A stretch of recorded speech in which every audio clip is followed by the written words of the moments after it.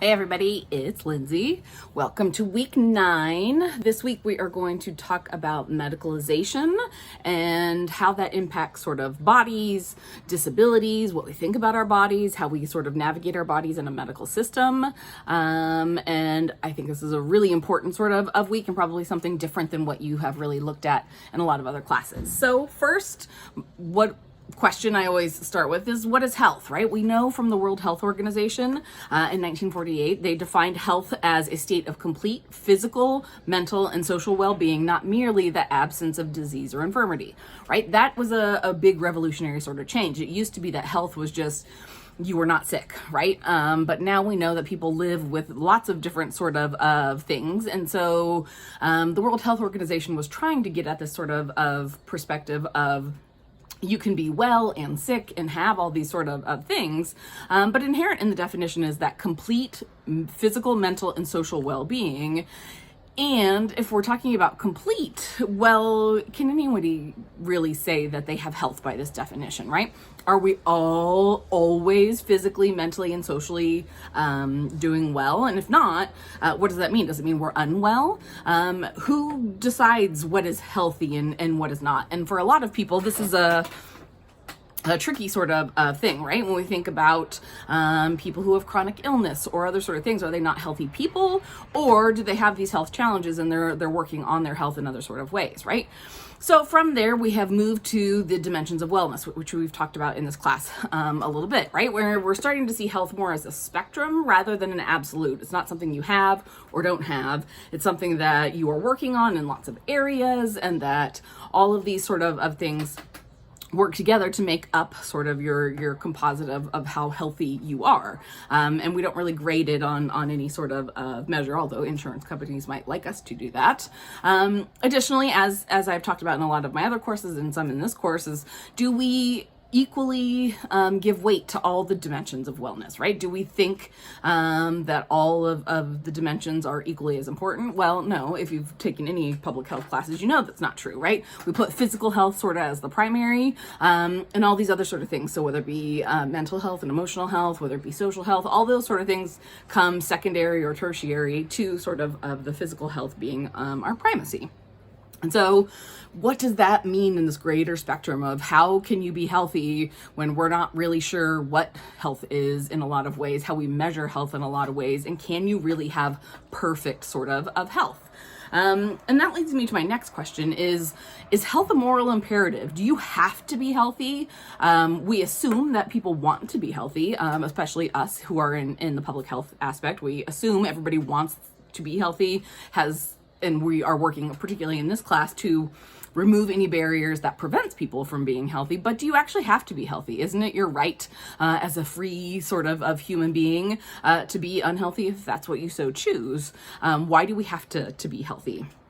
When we think about these sort of things, again, going back to that sort of questions of, are all the dimensions treated the same? No, obviously they're not. And so even within the dimensions of health, we assign different value and different sort of moral imperatives to different sort of things.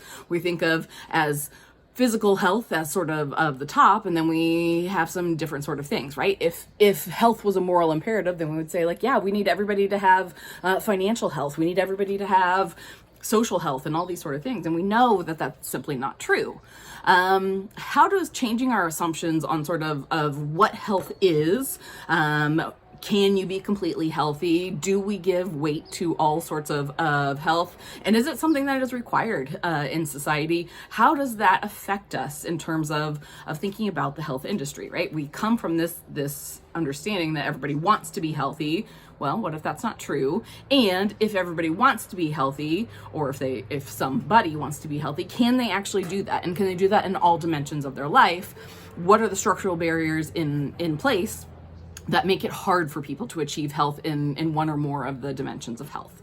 one area where this really comes up, that is a passion of mine, as a fat person, and I say that not in a degrading sort of way, I just am a person with lots of fat, with lots of adiposity, is talking about the BMI sort of measure. You've now gotten to the point where you know that the BMI is problematic. When I first started teaching, we were still in the depths of like, yes, BMI equals health.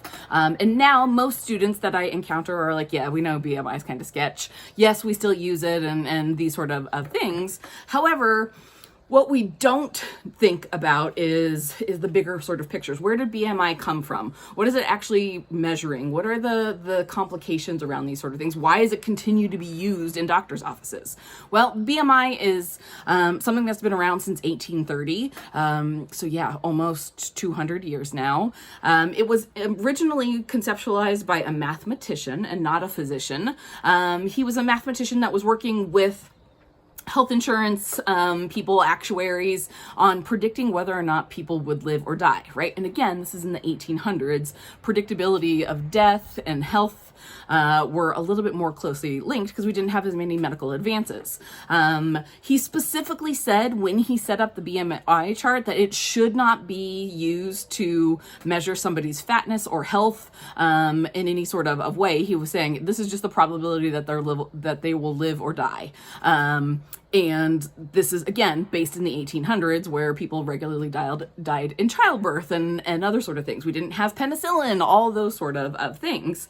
So really it's made up and it's not based in any kind of health science. It's something that was just a probability indicator from the 1800s. So why do we use this? Well, we use it because it makes a lot of sense in our sort of fat phobic world to say, oh, if you're fat, you're totally unhealthy and you're totally going to die.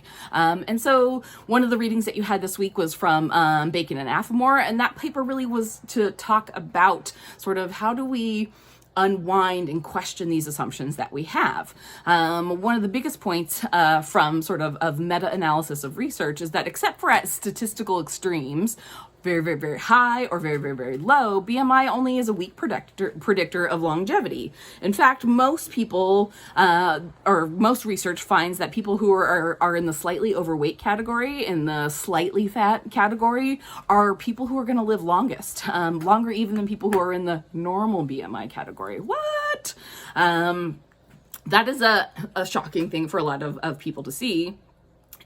When it gets to older people, we know that older people definitely benefit from having fatter bodies. Why? Well, we know that, part of being old is getting ill. And we know that when people get ill, one of the biggest challenges to their health is malnutrition, and their body's not being strong enough to fight off infection. And so what we have found based on research is that for people 55 and older, actually being overweight or even obese is actually a health protective factor. If you are to sustain a huge illness, having fat on your body is actually a really good thing. It helps keep you alive. And so my question is always, why do we advise people to have a normal BMI if actually the research is contrary to that and saying, oh, if you're, older, if you're chronically ill, even just if you're a typical sort of person, being slightly overweight is actually a health protective factor. So why do we have this sort of thing? Well, part of it is to think about sort of this history of the BMI chart. So you've seen the BMI chart, but one of the things you might not notice, especially because many of you are not older, that in 1998, the BMI chart changed. Now, the calculations were still the same from that original 1830s mathematician, but the categorizations, those red, yellow, green lines, actually changed in 1998. There was an expert panel, I will use that loosely, that was convened by the NIH, that said the BMI chart was too generous and that we were really worried about people getting fat. And so we needed to inspire people to be thinner by changing the BMI chart. And so they voted and they decided to create this new categories of the BMI chart, which resulted in 29 million people waking up the next day to find out that they are now overweight. They were normal BMI, and then they changed it, and the next day 29 million people are now overweight, fat, right? What does that even mean? Well, one of the things we got to look at is who are these panel of experts? 8 of the 9 members of the task force are people who have ties to the weight loss industry. What? Yes, of course. Money speaks, right? And so for a lot of them, they had investments and gains in telling people that they were too fat. There were people from Jenny Craig, there were people from Weight Watchers on this panel, and they were like, yeah, if we tell people that they're fat, then they'll have to look for weight loss products. And oh, that happens to actually help us in terms of our bottom line, right? And so this expert advice was actually jaded and covered by sort of capitalist ideas of these sort of things. Nobody gets rich off of telling people that actually your body's fine the way it is. And so we've had to medicalize sort of fatness to say like, oh, it's a terrible sort of thing. You should spend lots of money to be less fat because health reasons, right? Like you'll die less if you're not as fat. When in contrary, the medical research actually is contrary to that. Right? And so for this week, there's a video talking about sort of medicalization. Medicalization has happened in concert with pharmaceutical industry, gradually increasing sort of their market share of wanting to sell more medications and drugs.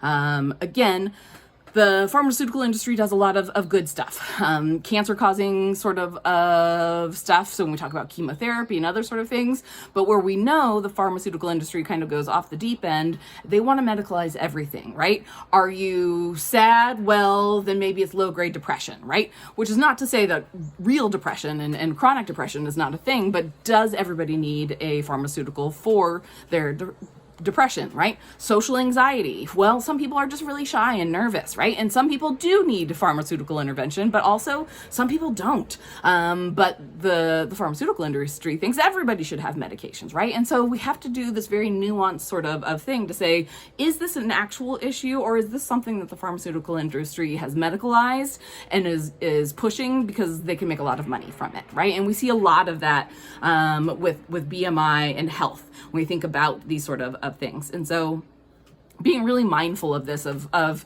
actually pushing BMI as a measure of health has done a lot to push people away from healthcare. We know that weight stigma from providers also makes them miss a lot of chronic health conditions because people are seen only as fat people, not as their actual sort of suffering. You go in and you're like, oh, I have an earache. And they're like, yeah, it's because you're fat. And you're like, wait, what? That doesn't have anything to do with anything. But they only see the fat body in front of them rather than saying, hey, let me actually listen to you and hear what it is that you're saying. They're just like, yeah, definitely lose weight, come back. And once you're skinny, we'll address any sort of health issues. And what we've seen from literature is that a lot of people go undiagnosed with cancers, with other sort of things, because the doctors or other providers could only see their fat body, right? And so it ends up costing us more. It ends up creating a lot of health disparities because people can't get past these sort of things, right? Mental health wise, again, people oftentimes will go and say like, hey, I need help. And they'll be like, yeah, have you lost weight? Or have you tried to lose weight? Maybe if you weren't so fat, you wouldn't be so sad. When we know that mental health is a complex sort of factor of things, chemicals imbalances, as well as sort of lived experiences. Yeah, well, no wonder people who are fat feel shitty about their lives, because everybody in the world is telling them like, hey, you're fat and that is therefore undesirable. And so it's really important that we think about these sort of things and how that actually translates into our medical care system. Right now, thinking about if you just have too fat of a body, what if you have a body that is disabled? If you have a disability, can you ever be healthy, right? Going back to that WHO standard of a complete state of physical, mental, and social health. Well, if you have a disability, can you ever be healthy? Or is your body just going to be inherently flawed, right? If you have a disability, doesn't that mean you have a pre-existing condition, which has become this big sort of issue with Affordable Care Act and whether it stays or goes? Yeah, if you were born with a disability, or if you acquire a disability, does that mean that disability is a pre-existing condition, which means that insurance companies could deny you care just because of the lack of abilities that you may or may not have?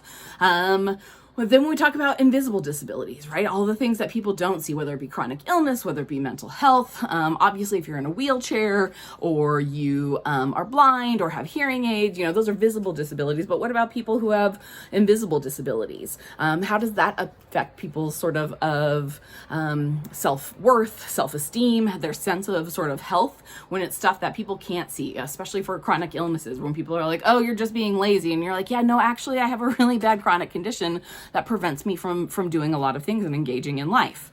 And so we also know that there's a long history of stigma and eugenics in terms of trying to breed out disability as if it was a bad thing, right? And so when we talk about sort of medicalizing bodies, that is a big problematic sort of thing.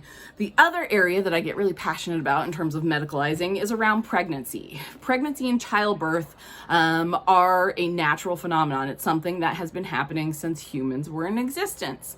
However, we also know that it's a big money-making business. And so there are some links to some previews of some videos called The Business of Being Born and More Business of Being Born that talks about this medicalization sort of creep into the area of pregnancy and childbirth. On average, giving birth in an American hospital, the cost is $32,000 just to have a baby, which you would have whether you were in the hospital or not. Yes, sometimes there are different health outcomes and other sort of things, but can you just imagine, like, you're gonna do something that your body is naturally made to do, you're gonna do that process, and it costs you $32,000. That's just bonkers to me. At home births that are non-medicalized, maybe with a doula or a midwife at home, generally cost between $1,000 to $5,000, depending on how many interventions you use and other sort of tools, right? So why do we do that? Well, that's a lot of money for healthcare companies and hospitals to be able to make. And what we do know is that most home birth is safe for most women. Yeah, there's going to be people who are high risk or have other sort of complications, and they do need to be born in the hospital. But for most people could be born at home. We just don't, because we've had this big sort of push for medicalizing pregnancy and childbirth. And so that's another video that you should watch this week around sort of the competition between home birth midwives and doulas and sort of OBGYNs, pediatrics and hospital sort of stuff. All right, that's it for this week, and I will talk to you next week.